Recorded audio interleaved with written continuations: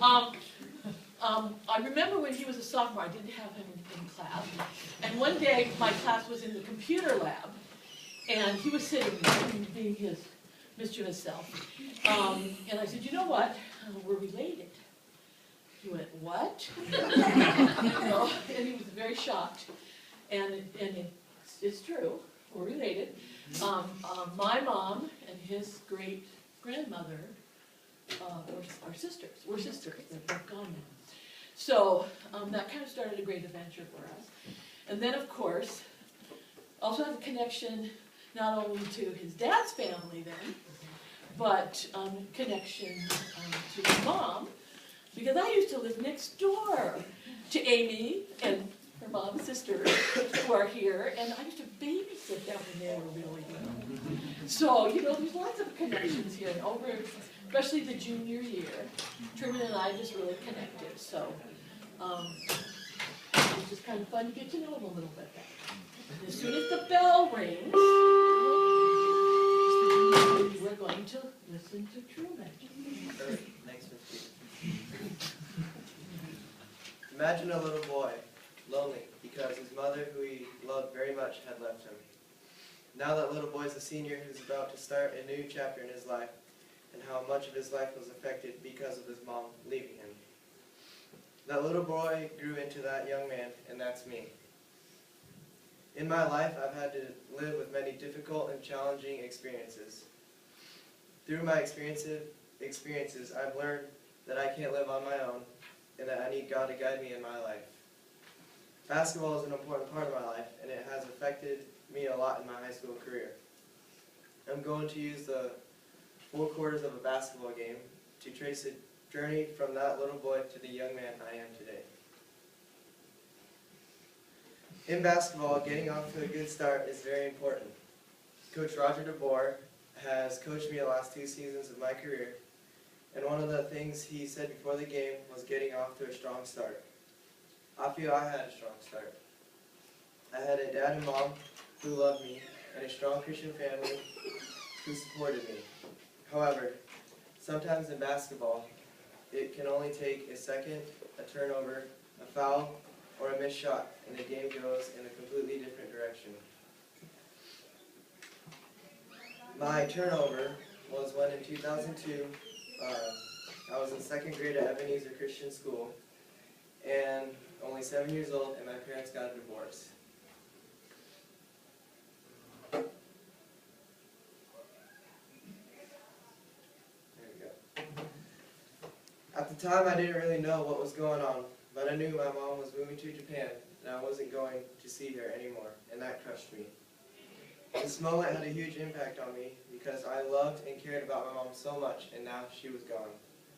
Being abandoned at such a young age has shaped me. It changed my life. When the game shifts, when it seems to be spinning out of control, this is where you have to dig deep, and this is where I discovered one of my strengths, positivity. One definition of positivity is you are generous with praise, quick to smile, and always on the lookout for the positive in the situation. In my basketball games, whenever I made a mistake, I learned that staying positive and moving on to the next play was more important than complaining or getting down on yourself. But when my parents got divorced, I was really sad and mad at God. My relationship with Him went downhill, and I blamed all the bad things that happened on God. I, however, did find some positive things about the divorce. My dad, brother, and I really started getting along and grew closer together, but having no mom was really hard for me. In the 2nd quarter of a basketball game, the goal of it is to finish the half strong by getting the momentum going into halftime. Having the lead at halftime is always a positive thing in a game. And during halftime, you fix the problems you're having in the first half and make the proper adjustments. My 2nd quarter was filled with adjustments. Both my parents remarried and started their own families. This transition led to a lot of questions, and this is where another one of my strengths comes in. This strength is communication. I think I get a lot of this from my grandma, Wayla. She is a great communicator. And since I had a lot of questions about the situation I was going through, communicating to her and others as to how I was feeling gave them the tools to help me. Without the support would be like trying to do a pick and roll without the screener. This was kind of like my halftime in my life. My family made the adjustments when my dad married Amy Faber. In that moment, I gained a new brother, Jake, and a sister, Abby. I found that even though there were a lot of negative things about my parents' divorce, I could find positive things, and I know that this was all part of God's plan and how He's in control of everything.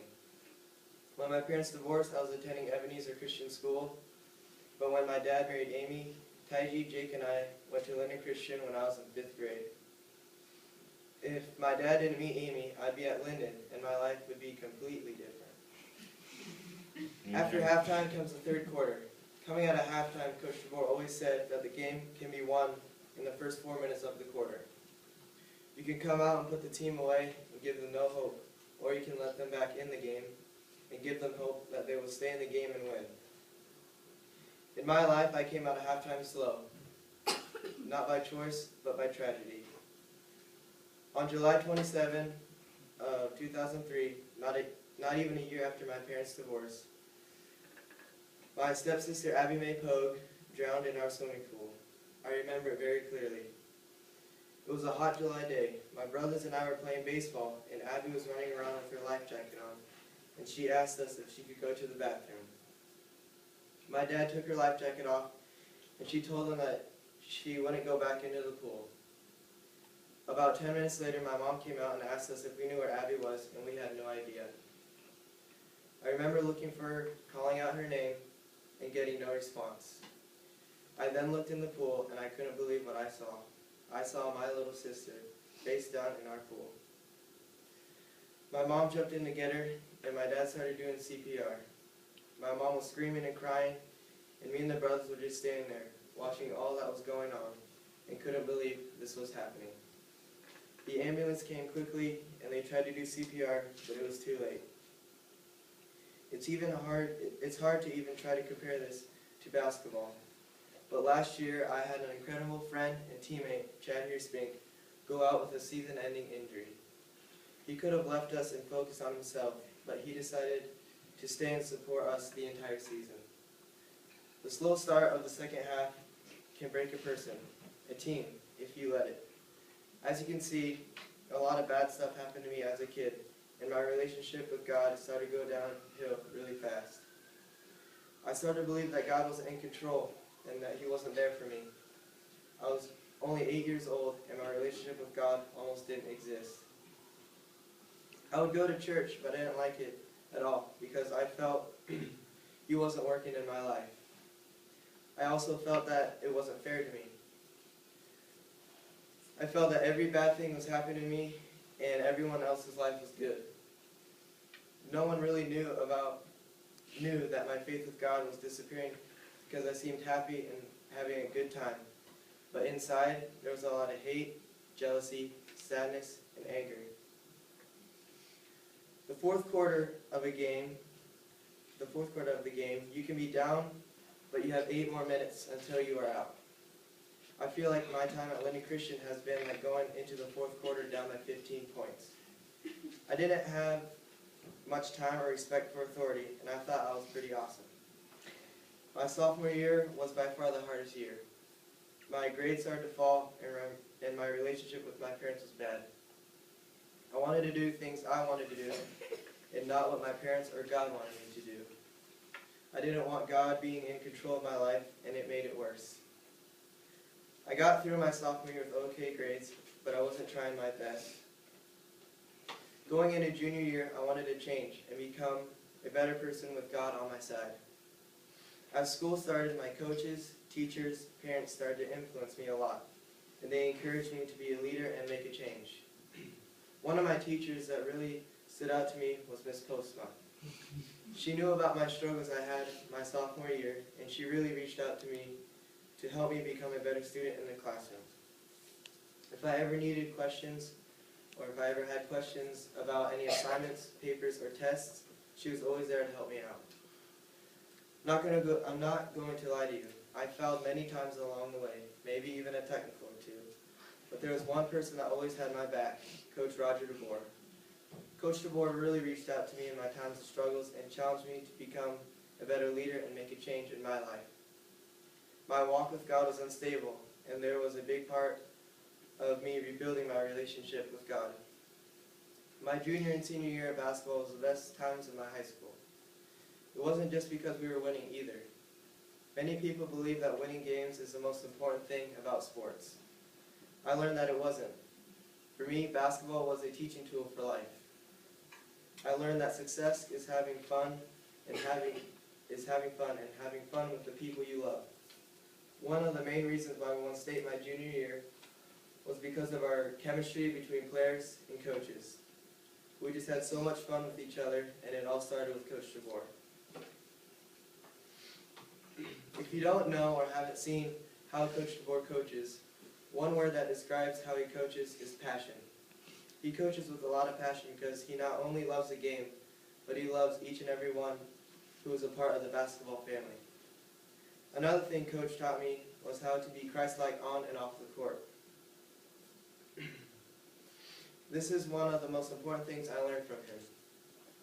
He taught me that it wasn't about me, but it was about showing others what a Christ-like athlete is and how I can have an impact on someone who may not know who Christ is or who are struggling with their relationship with God.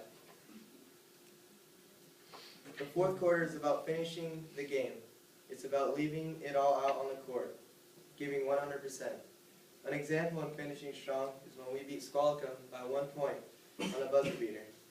The entire game was close, but they started to pull ahead early in the fourth, and it looked like we were going to lose. But we never gave up. We kept fighting. In the last seconds of the game, we were down by 1. I was throwing the ball in, and I pump faked to Isaac Reimer, and their whole team ran towards him. And when they did that, I threw a rainbow pass to Dustin for the game-winning lane.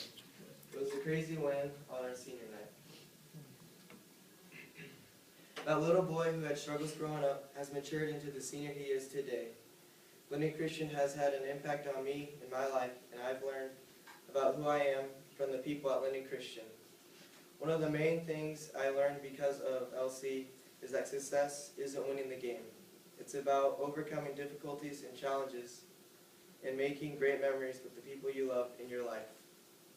From my difficulties and challenges growing up, and from the help of family, friends, and people from the school, and most importantly God, I am ready to take on the next chapter of my life. I'm extremely thankful for all who have helped me in my life and how they have influenced me. I will be attending Skagit Valley Community College next year to hopefully continue to play basketball, and I'm excited to start my new chapter in my life.